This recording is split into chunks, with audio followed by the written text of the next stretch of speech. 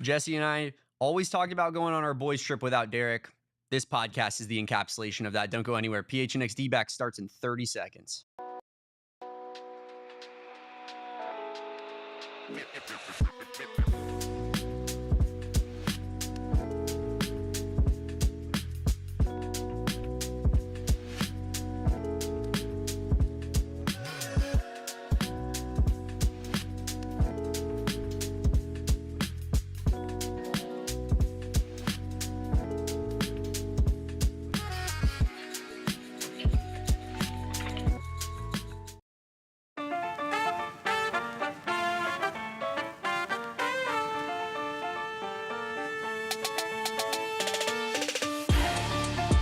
Welcome on in, guys, to the PHNX D-backs podcast. I'm your host for the moment, not for tomorrow, but Damon Farrell. I will be back behind the sticks tomorrow, but right now I got my guy Kevin Thomas putting in the hard labor, if you will, helping us out, making me look good.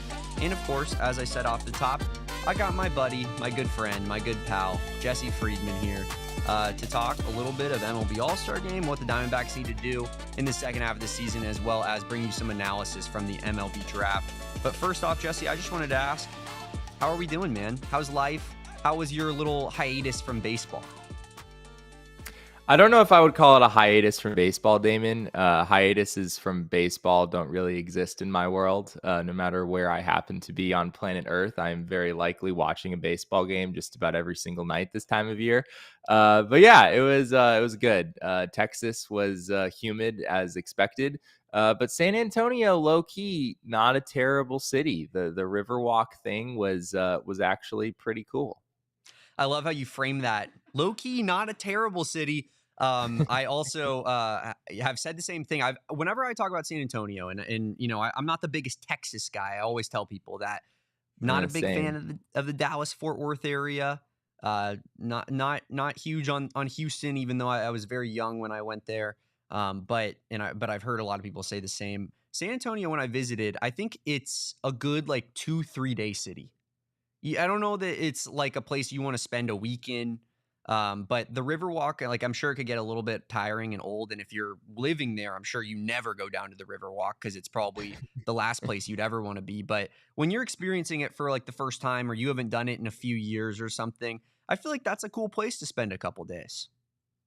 I think so. And I mean, just the concept of water, like, around the city is just very foreign to those of us who grew up here in Arizona. So, yeah, I mean, I love me like a good river view while I'm, eating a burger or something. And there's ample opportunity to do that in the town of San Antonio. So, it was, as far as Texas cities go, Damon, I feel like you have to give that caveat. But as far as Texas cities go, it did not disappoint. Yeah, I'm with you there. Have you ever been to Austin? I haven't, and I feel like that very likely would be at the top of my list with Texas cities. But Yeah. yeah, I have that's one of the few I have not been to yet. So one of these days. Yeah, that's a city with some actual character. Apologies to anybody who lives in Texas, and we're trashing your entire state right now. But I will say, Kevin, the thought of Jesse walking down the Riverwalk with like a Fat Tuesday Slurpee in his hand, like maybe he just ate at like Dick's Last Resort or something like that, and just taking in the tourist life on the Riverwalk is funny to me. But Jesse, we do have to get into a little bit of baseball. I'm sure you watched the All-Star Game and all the festivities. I guess we'll start off with kind of, the home run derby, because that in chronologically happened first. Obviously it was a kind of a big deal. Eugenio Suarez, one of the home run leaders in all of baseball, 31 bombs at the All-Star break, which is insane when you really truly think about it. It's insane that Cal Raleigh, was he have 38? It's like that's like one of the wildest things I think I've ever seen from a catcher. But Gino should have been in the home run derby solely based off of what he's done this season. He had made a comment earlier in the weeks leading up to it that he would enjoy being selected for the home run derby if he was given that opportunity. And ultimately, Jazz Chisholm was given that opportunity. How much were you laughing at Jazz Chisholm, Jesse? I guess that's the right place to start off this discussion. I had a feeling we'd be talking about Jazz Chisholm here before we got too deep into this. Yeah, I mean Jazz Chisholm, it wasn't the greatest performance. I think it's interesting how some guys just kind of have it with the home run derby, and some guys don't. And it doesn't necessarily correlate to what their regular season stats are like. I mean, Jazz Chisholm had 17 home runs at the break, which is not a lot, but I think it's pretty similar to some of the other guys that were in this competition. You know, like someone like O'Neal Cruz, he had 16 home runs before the All-Star break. And, you know, you're still expecting to see some pretty great things from O'Neal Cruz. He was pretty impressive.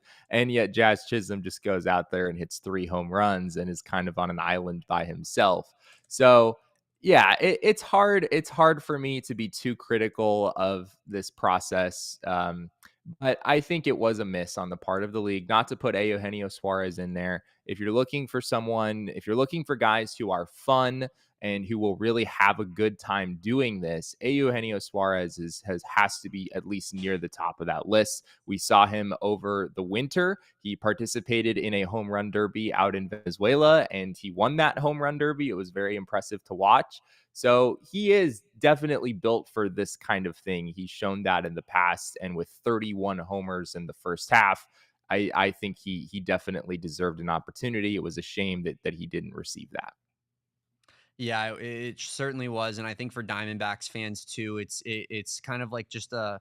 It feels like the Diamondbacks are just. I know that like this is how all small market type fans think, but it just feels like MLB overlooks the Diamondbacks consistently in favor of some of the larger market teams, even when it's completely undeserved in this case. So, like I brought up the comparison of like if Gino had, say, it's 2 weeks from now and Gino is on the Yankees, Sure.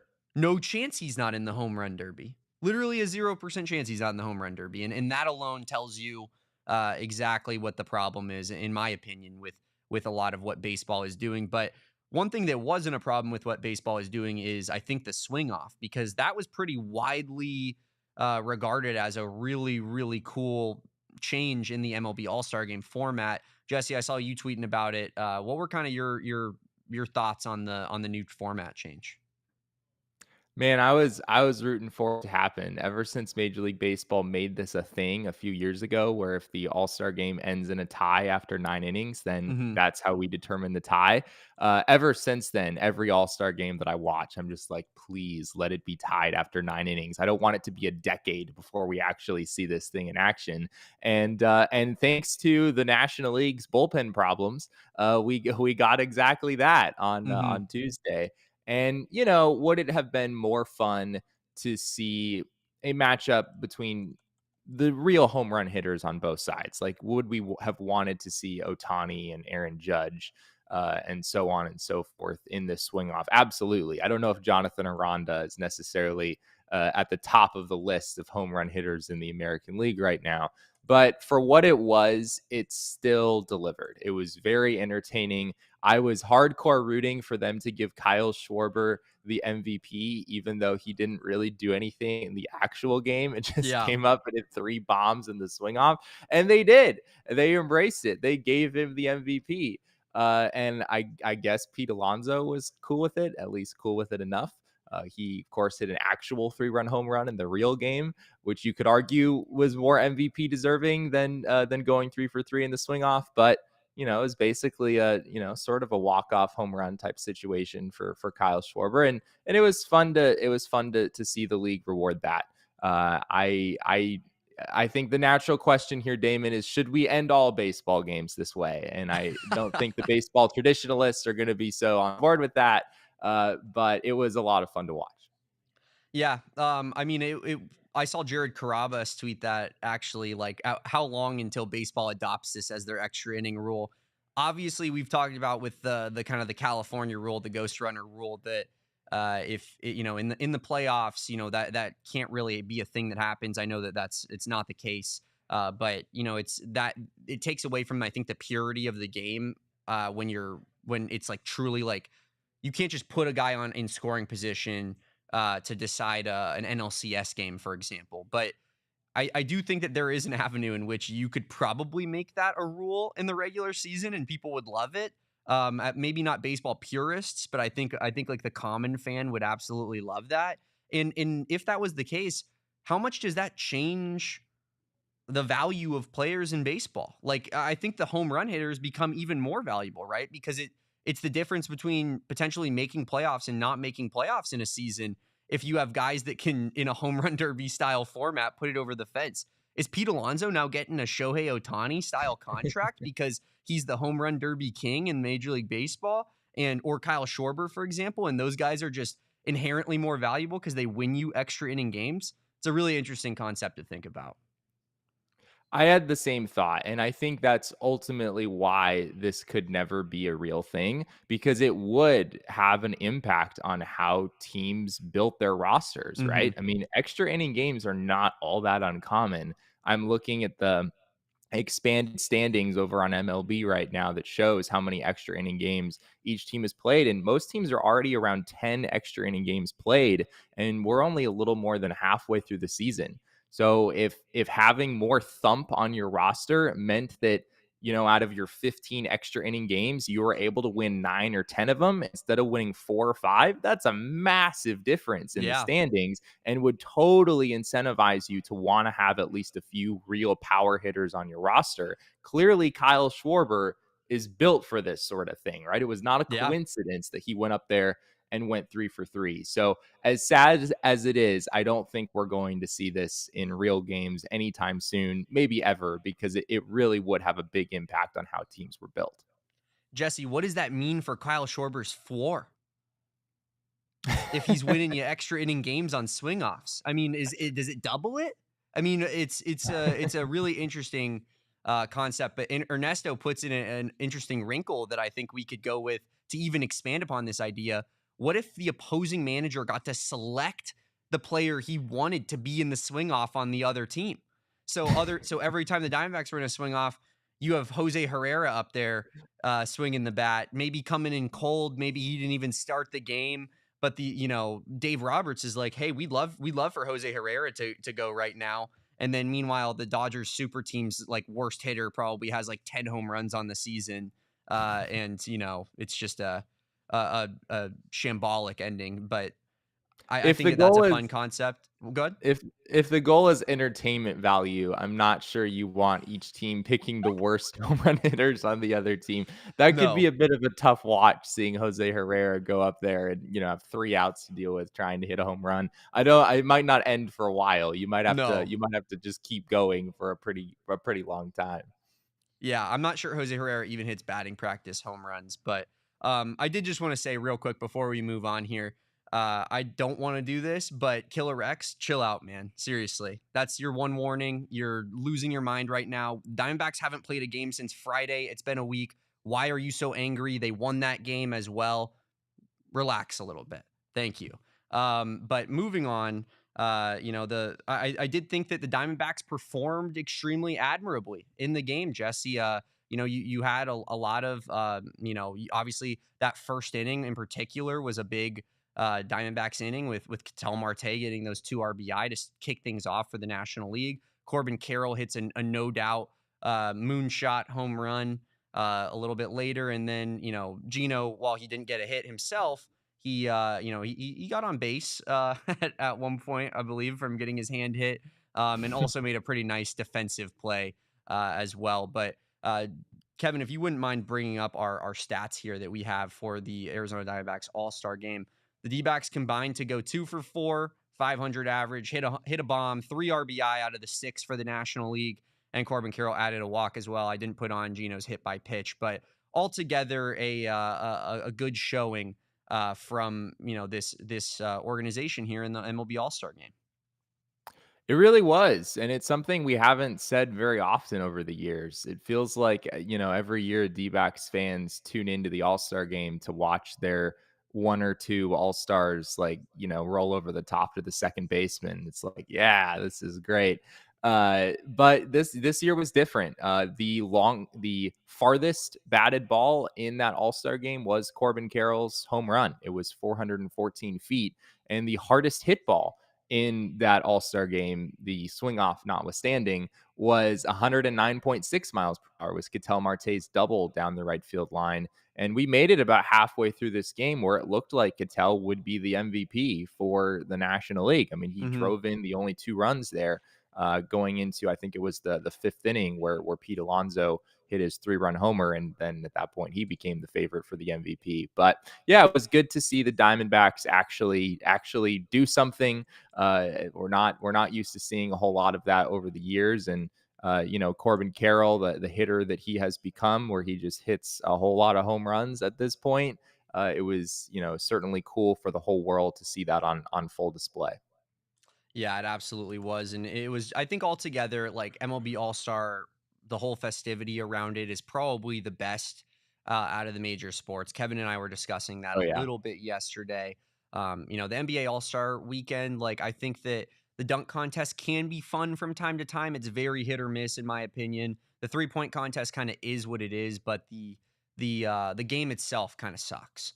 And then you look at the Pro Bowl, the whole thing is irrelevant. The Four Nations face off this year in the NHL was electric. If they continue to do that, that probably takes the cake because those guys were legitimately out there like fighting off of the initial horn or initial puck drop, and then really trying for their countries to take home that title. But that's almost even an entirely different thing as is, because it's not really an all-star game. It's players representing their nations. And then the MLB All-Star Weekend, the Home Run Derby is kind of appointment television, I'd say, for most sports fans, and then you move into the All-Star Game itself, which is typically fairly competitive, I would argue. Despite it being an exhibition game, but the Arizona Diamondbacks had a great showing in that side of things, and I basketball and football guy asks here, is it the best All-Star game in Diamondbacks franchise history? As you mentioned, Jesse, a lot of like rough memories in regards to Diamondbacks performing in All-Star games. Like, I don't really remember like one moment of Paul Goldschmidt in an All-Star game, despite him making so many in a row. I'm trying to. I'm remembering vividly Patrick Corbin that one year where he was almost untouchable for the first half of the season, went into the All-Star game and picked up the loss for the National League. Stuff like Yeah, that that the right. Diamondbacks fans have had to deal with for forever, but not in this one. Maybe because we didn't have any pitchers in this one, Jesse. Maybe that has something to do with it. Just keep Diamondbacks hitters in it and keep the pitchers far away from the MLB All-Star game, and all of a sudden things will work itself out. I think Ketel Marte was the first Diamondback to drive in a run in the Wow. All-Star game since 2005. Luis Gonzalez, I believe, was the last D-back to even have an RBI in the All-Star game. Yeah, more than, I guess 2 decades ago at this point. And Corbin Carroll's home run, that was the first home run in D-backs history in the All-Star game as well. So, how you can exist as a Wow. as a franchise for almost 30 years before hitting a home run in the All-Star game. It feels like that's a little wild. That's But insane. better late than never. So there you go. Then I'd argue it almost 100% is the greatest D-backs All-Star game in the history of this organization. But that is wild to think about, especially with some of the really good hitters that this franchise has had Yeah. over the years. Guys that hit bombs, really. I mean, like, you had MVP caliber players, Paul Goldschmidt, even Luis Gonzalez in that 2001, 2002 kind of realm of things was an MVP caliber player. Ketel Marte. You finally get a home run from your guy Corbin Carroll in his second All-Star game, which is really cool as well. So hopefully many more for Corbin. Hopefully many more for Ketel as well, and hopefully Gino sticks around on this baseball team, at least in my opinion. But I did want to mention that Transonic 8 put here in the chat. I believe that's Craig, says that mentioned Ketel's house and the situation that is unfolding in regards to that. I think it bears noting. I don't know how much, it's not like we're going to necessarily give you any analysis on that, but Ketel Marte, apparently his house was unfortunately robbed while he was away in Atlanta for All-Star Weekend on Tuesday night, and you don't have to change the topic, Kevin. Real quick. I was just going to say that it's unfortunate how it feels like in today's society that that's happening more and more. because people can figure out where these people live, and then once they know that they're out of town, they go and they rob their house. And it's just crazy how much you're hearing about this these days. It's happening to a lot of NFL players. I know it happened to Joe Burrow. It happens in London to like English players all the time, constantly. And so it's just a wild, like, I'd say, like, kind of outcome of the digital world, I feel like, that we live in these days, where that is bound to happen. And it's kind of scary, man. So hopefully Ketel and his family are doing all right, and feeling safe and comfortable after that happening. But it's just a really unfortunate circumstance. Jesse, we're going to talk about the MLB draft and the Diamondbacks haul that they got in this past week, and we're going to do that right after the break here on the PHNX D-Backs podcast. But first, let's talk about Phoenix Raceway, guys. You hear us talk about this all the time, and we are thrilled to be partnering again with NASCAR, with Phoenix Raceway, to sponsor their championship weekend that is coming up on August 31st through November 2nd. It's going to be so much fun. We were out there, I believe last year. We went out there, we filmed some content. It was unbelievable vibes out there at Phoenix Raceway. It's tucked away in the Estrella Mountains, just a beautiful backdrop of scenery, but it's much, much more than that. It's a big sporting event. They got all sorts of tents, booths set up for companies where you can, hit up their products, maybe try out some free stuff. They got the great food trucks out there. It's really just a vibe to be out there on NASCAR weekend at Phoenix Raceway. And it's some of the best access in all of sports. You can get a small ticket upgrade where you can get in the Desert Diamond Casino infield experience, up close in the garage, meeting drivers, walking the track, catching the pre-race concert. It's the best value in sports, hands down, guys. I was walking in the infield, filming some content last time, and it was so cool to be right in and around the thick of things, be near the pit crews, see them do their job, and hear those engines roar a little bit. So don't miss your chance to witness the NASCAR Championship weekend in person, coming to Phoenix Raceway October 31st through November 2nd. Tickets for Sunday's Cup Series Championship race sell out every year, so move fast to get yours now before they're gone. And here's the kicker: NASCAR's taken championship weekend on the road starting in 2026. So this is your last chance to catch Phoenix for a while at championship weekend. Tickets, hospitality, and upgrades are still available. Get yours now at phoenixraceway.com. Fired up to be partnering again with our friends at Phoenix Raceway. Another company that we're always fired up to talk about is Bet365. We always know, whatever the moment, it's never ordinary at Bet365. Guys, they pioneered live in-game betting. They have over 780,000 live stream events each year, and early payout offers, of course, across NBA, NHL, MLB, and so much more.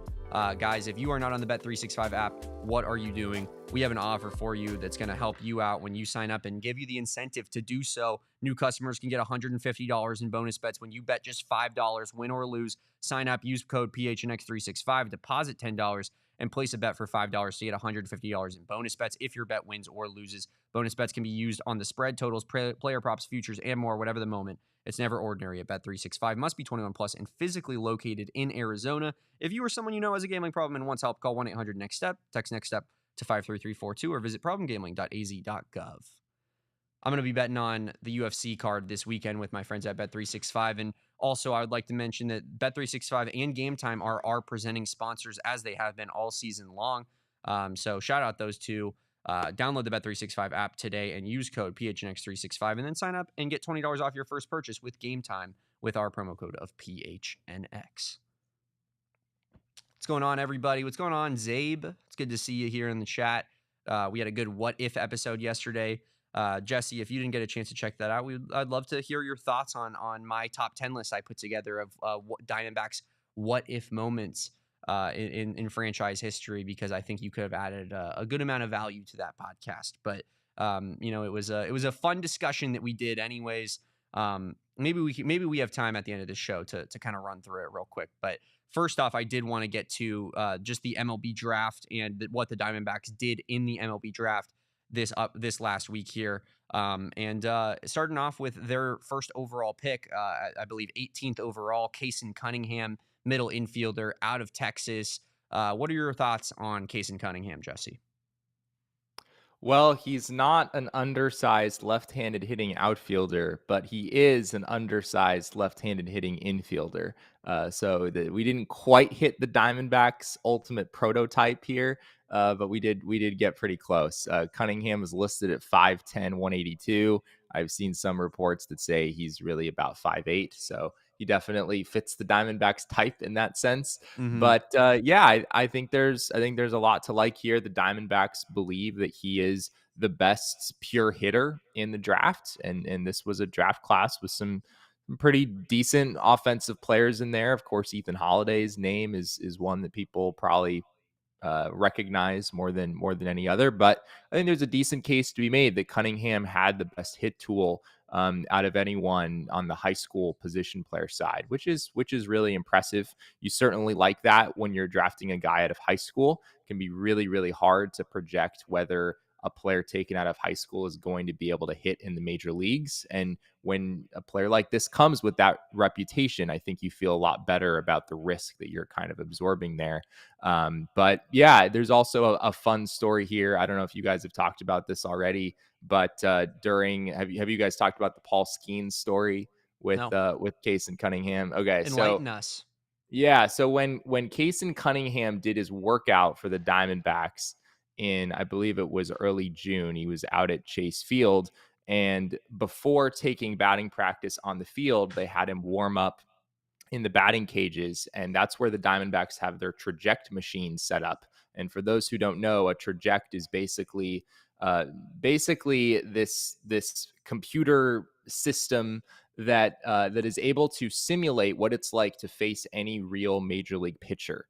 Gives you the look of the pitcher, the spin on the ball, the locations, all of those things. That sounds And like the so most futuristic machine I think I've ever heard in my entire life, Jesse. How is this the year 2025 and that exists? That's absolutely wild. yeah, it's pretty crazy. I mean, it's not like a physical version of that person Yeah, appears, yeah. but yeah, It's you not get Paul you get the Skeen's idea. clone walking Yeah. around out there. Otherwise, I think you would probably just clone 5 Paul Skeenses and have them be your starting rotation if that was possible. But the machine being able to read pitch type, spin, and like arm slot is pretty insane. Yeah, absolutely. That's exactly what it does. And so the D-backs apparently were just showing him how it worked because it was just there in the batting cages. They were Hmm. kind of giving him a little tour and he was like, "Well, can I use it?"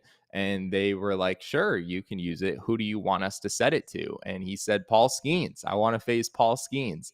And apparently, as the story goes, Case and Cunningham went on to hit a home run against Paul Skeens at 114 miles per hour exit velocity, which is pretty wild. And the Diamondbacks, of course, we asked Ian Rebin, the Diamondbacks director of amateur scouting, after the draft pick was made, and he said that no, he did not take Kason Cunningham just because he hit a home run off a simulated version of Paul Skeens. I would have been surprised if he had said that's why he took Kason Cunningham, but he said it didn't hurt, and I think it speaks maybe more than anything to Cunningham's just love of the game, the fact that he sees a traject machine and he's like, yeah, I want to face it. I want to face Paul Skeens using this thing in front of all of these people who are trying to decide whether or not they want to draft me. So yeah, it certainly didn't hurt his audition when he was out at Chase Field. That is a great story, Jesse, and like one of those like I think that's like a storybook start to a career almost. Like something that like we'll look back on. You'll write a profile or something years from now about like the or one of our friends like Jack Summers or something will write a profile about how Kason Cunningham like that was the first moment of like a star breaking out. But that is really insane. Kevin, you heard that, right? 114 off the bat. Yes, I, I I, did. I I mean, I did. want it injected directly into my veins. I want That's I the want that confidence directed right that into guy my has veins. juice. That's a star in the making. But I did have our tool grades here for us to take a peek at for Kason Cunningham. Obviously, you mentioned that hit tool graded out extremely highly at 60. He's that power is sitting at 45, run 60, arm 55, and field 50. Jesse, when you look at these 5 tools in general, what I guess what sticks out to you outside of the contact itself? I think one of the big questions, as it often is with a high school shortstop, is will they be able to stay at shortstop? Reading around some of the different public scouting reports, there's definitely a sense in the industry that Casey Cunningham might ultimately wind up at second base. But if he really does have a 60 grade hit tool, then that'll play at second base. That can still be okay, especially if he's able to develop some power. And I think there is also some confidence that there could be some power here.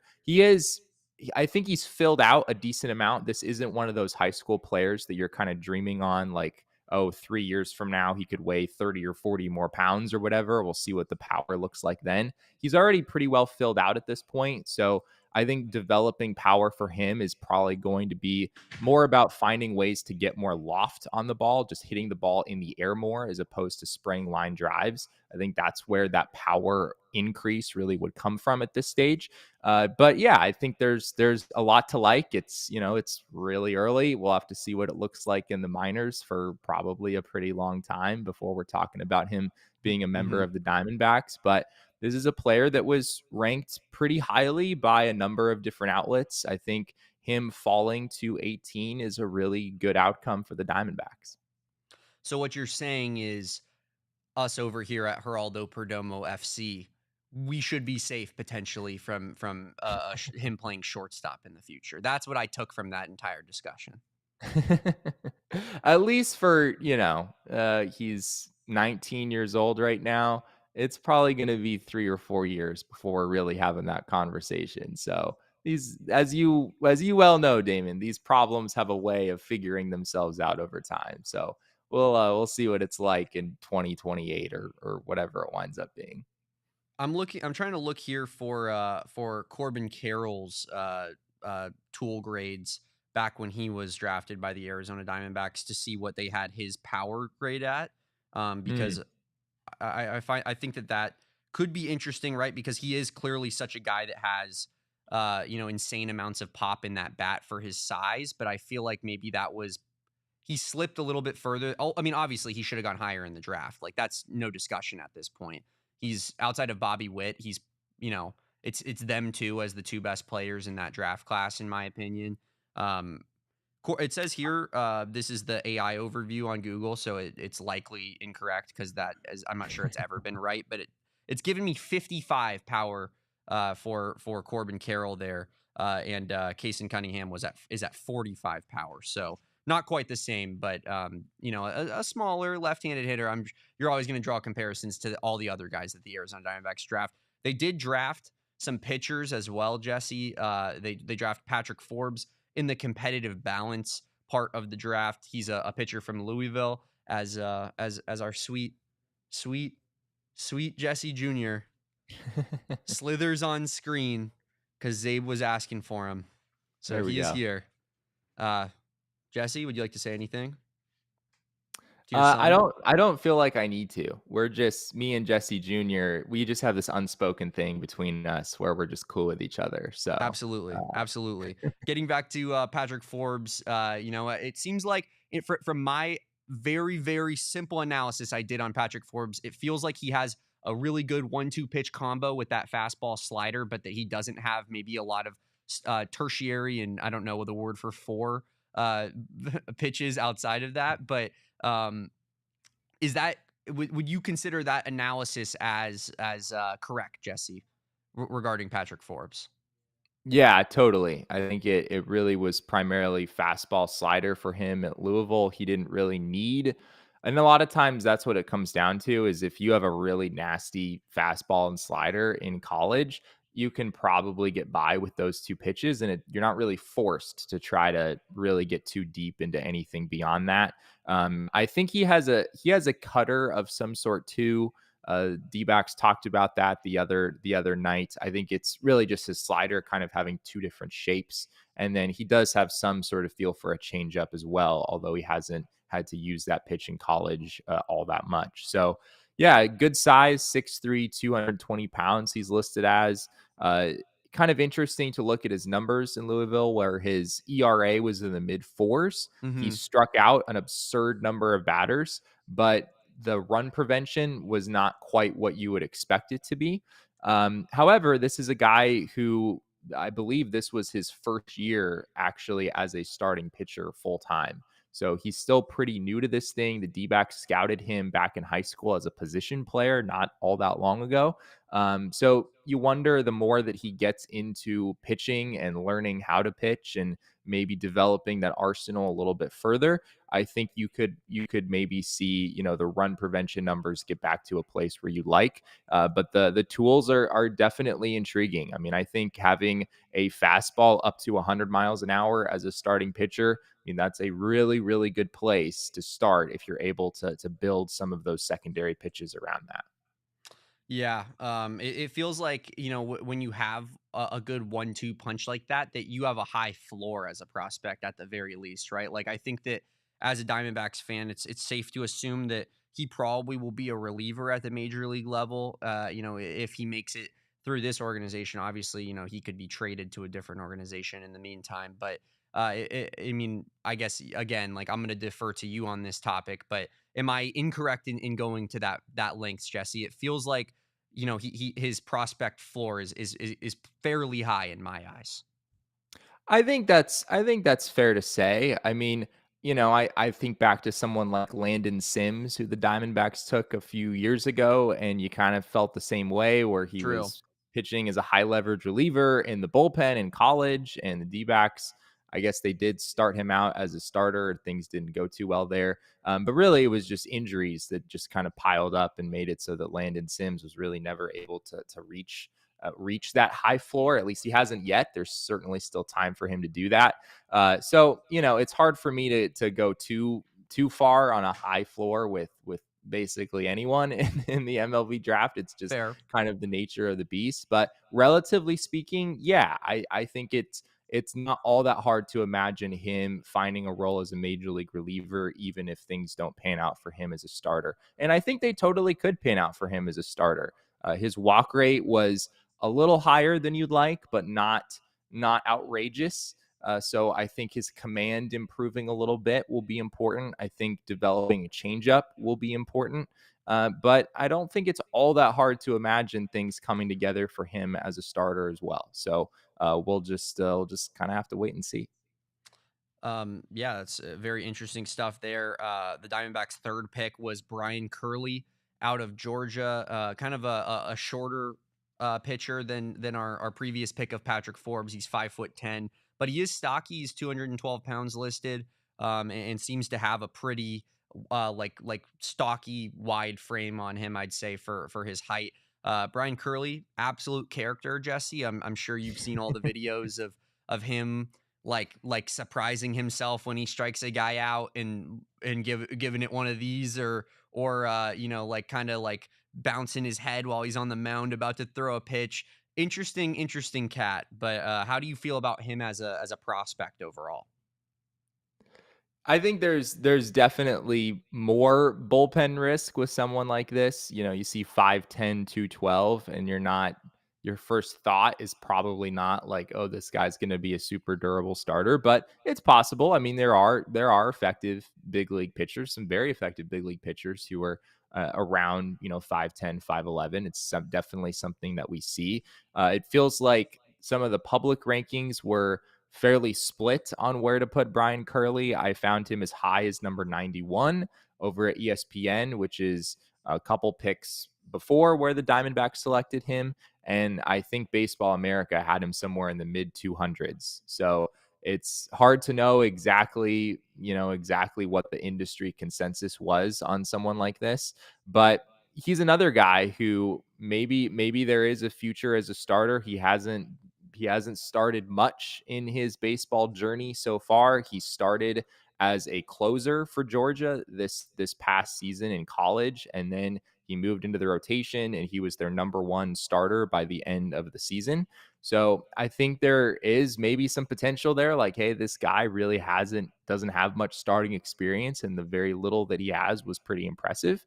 But the other side of this is that if the Diamondbacks did just develop him as a reliever, or were willing to convert him fairly early on in the process, he's someone that you could see making it to the majors in maybe less time than most of these other guys being drafted, out of the SEC.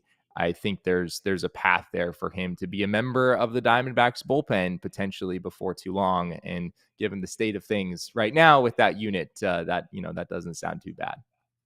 Another more notable prospect that the Diamondbacks selected, I believe we were live on air when it happened, is Brady Counsell, who, of course, is son of Diamondbacks legend Craig Counsell. I believe that Brady was even born in Arizona based off of, kind of some pictures I was seeing, like post the 2001 World Series. He looked like a little baby. Yeah. So I was kind of thinking that he probably was, but kind of just a cool come full circle moment for this organization. Was there anybody on day two? I know that, we talked about it a little bit off air, and I don't know anything about the day two guys, but was there any particular prospect on day two that you found interesting, Jesse? I think, yeah, I mean, the name cred with, you see Counsell, the last name, and it's like, oh, I wonder if that's Craig Counsell's kid. And sure enough it is. And yeah, he was born in Phoenix, Arizona back in 2003. So it is cool to see something like that. Other than that, I think their next pick after the three we talked about, Dean Livingston, is interesting. 6'4", 205 pounds out of high school. Fastball again in the mid 90s with a couple of different breaking pitches that the team seems to like. So I think focusing on the fastball is interesting as kind of a really important thing for some of these guys. I think it's worth noting that the one Diamondback starter that they have developed in-house who's really having success right now is Ryan Nelson. And what sets Ryan Nelson apart? It's the fact that he has a big-time fastball with great life and pretty decent velocity. And he really hasn't developed any wipeout sort of secondary pitches, but it still has kind of worked for him anyway because the fastball is just that good. So, I think it feels like maybe the organization is kind of trending in that direction a little bit, at least with, a guy like Patrick Forbes, where I think the fastball is definitely the most promising thing about his arsenal. So yeah, maybe that's a kind of a larger direction shift for this organization.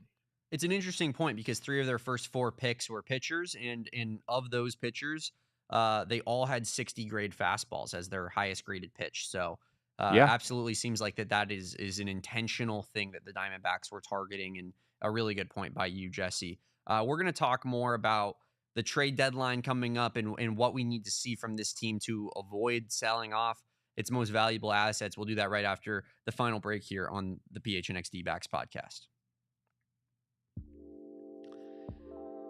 Guys, we all know how hot it is here in the Valley, and we all know how much that raises your AC bill. So that's why you're going to need APS and one of their smart thermostats. Kevin, you said that you have a smart thermostat at your new place. Don't know if you guys heard, Kevin is moving. Just new information, breaking news. But Kevin, how is that smart thermostat treating you thus far? It's incredible. I think I've almost figured out all of the things I can do with it because the things you can do with it are crazy. But yeah, I've got the schedule working right now. So while I'm not at home, it's not nearly as cool as it's going to be when I get home. But yeah, use that schedule. It's a really nice way to save some money on your bill. What Kevin is talking about is when he's not home during the off hours of the day where you can save more money by upping the temperature in your house. Kevin can just from his simple little phone here, just get onto the APS app, turn the temperature up in his place, and then an hour before he gets home or so, he can turn it right back down so that he doesn't have to deal with having a hot house, but he gets to save money in the meantime. It is such a great deal, guys. And if you're not doing the smart thermostat life, then you're not doing it right. Right now, APS customers may be eligible for smart thermostats for as low as $0 when you enroll in the APS Cool Rewards program. If you already have a smart thermostat at your home, see if it's eligible to enroll in Cool Rewards. Plus, free install is available at marketplace.aps.com. Must be an APS customer and pay shipping and taxes. Other restrictions apply. Go to marketplace.aps.com for more information. Would also love to inform you guys about a company that I know that Derek is very fond of, Mint Mobile. Wrexham. We are, in fact, a Wrexham podcast company. We are all Wrexham fans here at PHNX Sports. That is widely known. And Ryan Reynolds, the owner of Wrexham, also the owner of Mint Mobile. If it's Max Simpson is getting fired up hearing about some Wrexham ball, as we always do. But here's why Mint Mobile is the right choice for you guys.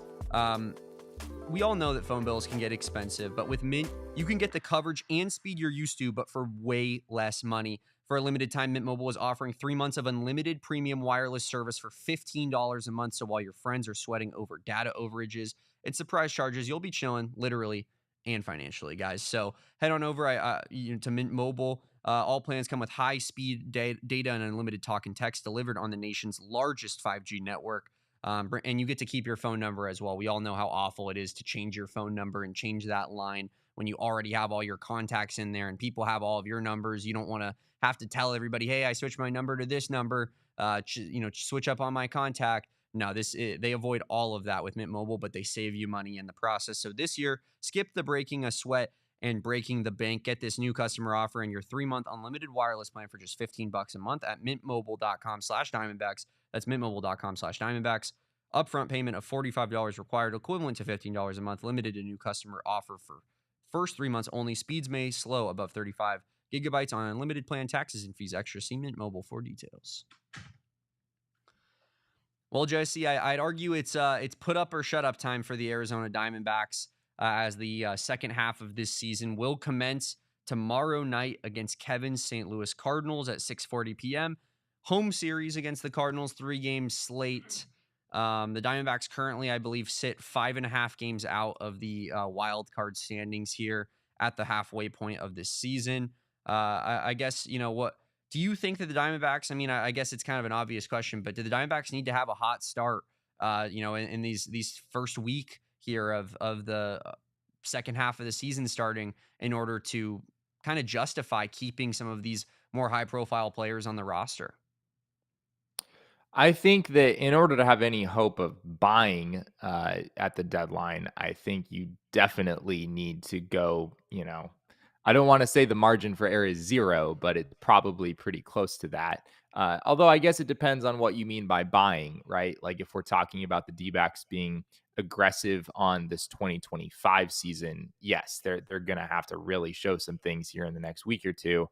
But from what we've heard, I know Amil Sade went on the radio over at Arizona Sports yesterday, and he was using words like opportunistic, where this team would try to improve, whether it be for 2025 or 2026 and beyond. It wouldn't surprise me if the D-backs acquired a major league ready piece at the deadline, almost regardless of what happens over the next couple of weeks. I just think that if the team continues to not really be in the race, then you're probably looking more so at someone who would be controllable for a few years. And knowing Mike Hazen, knowing this regime, it wouldn't surprise me if they went that route. Yeah, not saying you're going to get this caliber of player back necessarily, but I thought my immediate thought was something similar to, maybe I didn't get this player right. The name I've had on my mind lately is Edward Cabrera of the Miami Marlins. Okay. Among some other players too, but just thinking of guys who are controllable for a few more years, could step into the rotation immediately and fill a more immediate need, as well as just set you up better in 2026 and 2027. I don't think the Diamondbacks are going to punt on 2026, regardless of how this season finishes. I think they still want to be competitive next year. And in order to do that, they're going to have to get some starting pitching.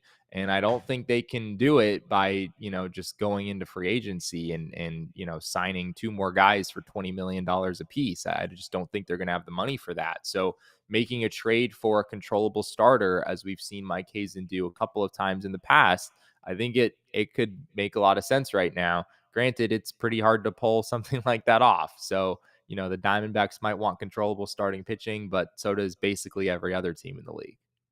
Absolutely. I was getting some players on the Rays mixed up a little bit here, Jesse. But the one I was thinking of, and not that this guy is some world-beating player, but the Isaac Paredes for Christopher Morel trade that happened, where the Rays traded an all-star in Isaac Paredes to the Cubs and got back a high-profile prospect who was already kind of in that major league level at that point. I'm thinking along the lines of something like that. Maybe a guy who was a formerly top prospect who could be struggling a little bit on his current franchise, and maybe you get a guy like some of the like a Josh Naylor, for example, and for a team that's really first base needy or something like that, and flip for that kind of prospect. But that was kind of where my mind was going. I think that would be something the Diamondbacks would be open to. I don't know if that's something that teams would be wanting to do, especially for a guy who is expiring like a Josh Naylor. But I have heard that there's actually quite a bit of interest in Josh Naylor here on the trade market streets. And, I think that maybe my kind of wish of keeping a 27-year-old as part of this core of this roster might not be happening, because it feels like maybe momentum is building for Josh Naylor to find a new home. And the Diamondbacks, I guess, as much as me and Elise and other people in this chat aren't the biggest Pavin Smith fans in the world, they do have an in-house replacement that fits solidly right in once he gets back off the IL to play that first base position already on their team. So it's not like they'll be empty-handed like they might be if they traded a Merrill Kelly or a Zach Gallen, which you've noted, Jesse, on the show when you were on last week, that there was some thoughts as to maybe they wouldn't trade both via Ken Rosenthal because they wouldn't have the depth in starting pitching to even really sustain a major league roster if they did trade both. But I do Yeah. think that, obviously you have to weigh the idea of we can extend qualifying offers to all of these players. Is that a better option than, or is the trade package we're going to get a better option than the competitive balance pick that we would get back, which is a late first rounder for said player? It's an interesting kind of dilemma that you're left with. But you also, you might get back some more controllable young asset. I've mentioned on this show a few times, like Gino's talked about how he wants to stay. Merrill is a guy who's kind of been in the valley for a long period of his life. Could maybe you talk to those guys beforehand and say, hey, we would love to have you on this team next year. And by no means are we saying, you will guaranteed be on this team. If you get a better offer on the open market, take it. But we'll definitely pursue you in free agency, and don't want there to be any hard feelings if we trade you to a team that is more contending, and see if those guys are open to something like that. Because it feels like both of those guys could potentially be open to a move like that. Do you think that there's any realistic avenue for that happening, or do you think that I'm living in fantasy land with that scenario?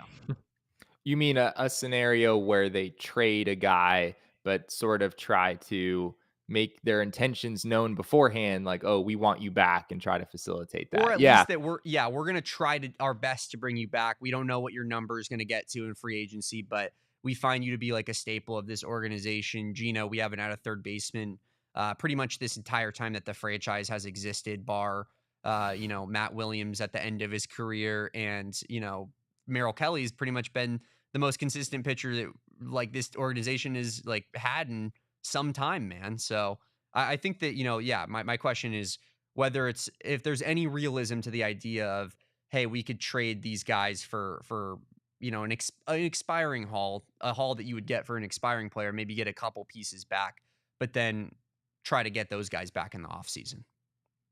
I think it's totally possible. It is something that has happened before. It's not something that we see all that often, though. So I think that if you do trade any of those guys, you probably have to know in the back of your head that while it's not impossible for you to bring them back, it's probably less likely than if you were to just hold on to them for the rest of the season. So if there's someone in that group that you really are interested in bringing back, maybe that would factor into your calculus there. I think Merrill Kelly, of all those guys, this isn't based on any inside information, but in my head, Merrill Kelly out of that group makes the most sense. Like, you absolutely need more starting pitching going into next year. You really have no choice. And I think Merrill Kelly, being a Valley native, a guy who's been in the organization for a really long time, clearly has enjoyed his time pitching in Arizona.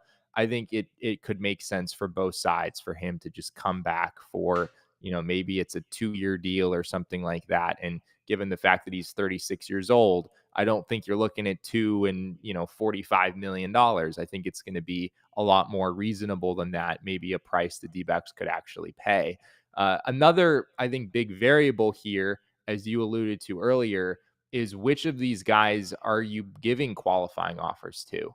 Because as you said, if you're pretty sure you're going to give Gino Suarez a qualifying offer at the end of the year, then any trade offer you receive needs to exceed the value of that draft pick. Otherwise, it isn't worth doing.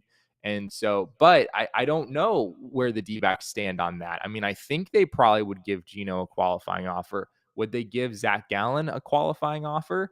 I think it probably would make sense to, but on the other hand, you have to be prepared for guys to accept these offers. You can't leave Hmm. yourself in a position where you're totally screwed if, if you dish out 2 or 3 qualifying offers, they all get accepted and now you've got $60 million on the books and no money to spend. So, I think that's another big part of this equation and I'm not totally sure where they stand on Gino versus Gallen. Is Josh Naylor a qualifying offer candidate? I would guess probably not, but it's hard to say for sure.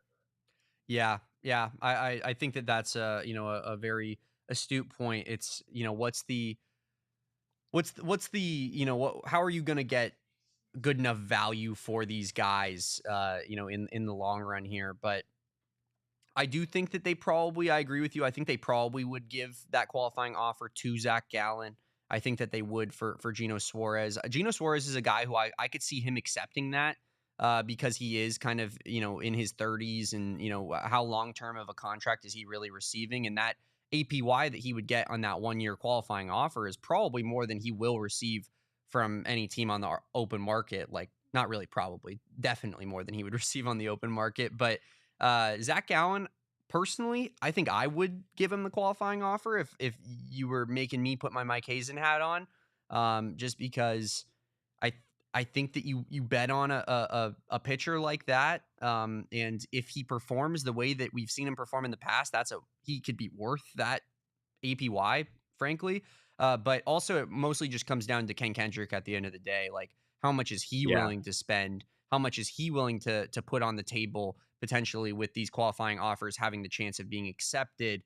Um, I do wonder, what the level of investment is going to be after a disappointing season where the Diamondbacks have their highest payroll in franchise history. But I will say, like a big factor in this that I think needs to be noted is Jordan Montgomery. His salary is off the books, which is a pretty good chunk of change. So that kind of alone right there allows for a qualifying offer level contract just by getting him off the books. So it's not necessarily like you're spending any more money technically in that circumstance. Yeah. It is a little bit more, but not a ton more. Yeah, it's interesting. I haven't looked too closely at this point at how much money's coming off the books, kind of what the payroll situation is going to look like, but I do know that just very roughly speaking, with the contracts coming off the books that we're expecting to come off the books, Hmm. you're looking at around, maybe $40 million to spend this offseason, something in that range, plus or minus probably 10 in either direction. And so, and of course, yeah, it totally depends on how much Ken Kendrick is willing to spend next year. I think that sort of bakes in an assumption that we're going to see payroll come down just a little bit going into 2026, which is sort of my baseline expectation without knowing for sure. If you have 40 or $50 million to spend, then 100% you have the capacity to take on, a Zach Gallen or a Gino Suarez accepting the qualifying offer. It wouldn't totally sink you in and of itself. But if you have 2 guys accepting a qualifying offer, then that's $42 million. And it's like, all right, well, we got, Gino and Gallen back or whoever it is, but now we have basically no money at all to address any of the other needs on the roster. So a lot of that would just come down to how much risk is Ken Kendrick willing to take on. You don't expect those guys to accept the qualifying offers. It's not very common, but it is a bit of a risk, and you have to be prepared to pay it if those guys did decide to accept. Yeah, no doubt about that. Jesse, the Diamondbacks sit at 47-50, 3 games back from 500. As we noted earlier, I think 5.5 games back from the wild card here. Yeah, confirmed 5.5 games back. You're behind the Reds, Cardinals, Giants, Padres, Mets, and Brewers in that wild card race, which puts you 7th in the National League. In this upcoming slate before the trade deadline, they have 12 games. They play a 3-game slate against the Cardinals, 3 games against the Astros. Then they go on the road and play 3 against the Pirates and 3 against the MLB league leaders in record, the Detroit Tigers. In that stretch, Jesse, if I had to put you on the spot, what record did they need to have in order to consider not selling off assets at the trade deadline? To not sell anyone, to just be an exclusive buyer. Yeah, or Yeah, maybe they sell up a Zach Gallen, but they don't really sell anybody else, and they bring in an MLB ready pitcher, to kind of take his place, like something like that. I mean, I'll start by saying even if the Diamondbacks stay in a pretty clear sell mode, I'm not sure it means they're trading all 4 of those guys that we've been talking about. Yeah. It might still mean they trade 1 or 2 of them, just based on what we're hearing from Mike Hazen, what we're hearing from Amiel Sadeh, and some of the interviews they've done recently. It doesn't sound like a full-scale sell-off necessarily. But with that said, if they came out and went 9-3 would put you at 56-53. So you'd be 3 games over 500 if I'm doing my math right. That could get you back within 2-3 games, at least be close enough where maybe the calculus changes. And it would be very Diamondbacks for this to happen, Damon. It feels like anytime this team feels like it is completely out of the race, they do go on some kind of a run, and they make you think twice, like, oh, maybe there is some hope for this team. So I'm not expecting it, but I'm also kind of expecting it for that reason. Yeah. 9-3, I think, would be electric. Basketball and football guys said 8-4. I think 2BMC said the same thing. Is like that's kind of their bare minimum of what they have to go. Michael Dixon says 9-3. It's a difficult situation. I don't know exactly what they have to do in order to feel like they believe in this team again, but it would be so Diamondbacks to just live in the world of ambiguity of to go on a stretch here and then be like, are we good? Do we suck? Who knows? We have a lot of really talented players, but we can't put it together for an extended period of time. So now we're just going to not sell, try to make it, miss playoffs by a game. That feels like typical D-backs season stuff, but it's going to be an important stretch here, man. You got 12 games to basically prove to yourselves and prove to the rest of the league that this is a team that deserves to stick together and a team that belongs in the postseason, given that the talent that they have on this roster. So got to have a hard stretch here of playing good baseball. The Cardinals series is extremely important given the wild card kind of impact of that series. And then, you got to take care of business, I'd argue, against the Pirates in that 3-game slate. You almost have to, I think, sweep the Pirates in that series, given the Tigers are on your schedule, given the Astros are a pretty good team. That's not the easiest of schedules to need to come out on top with almost twice as many wins as losses there. But you're going to have to find a way to do it if you want to prove to everybody that this is a team that belongs together.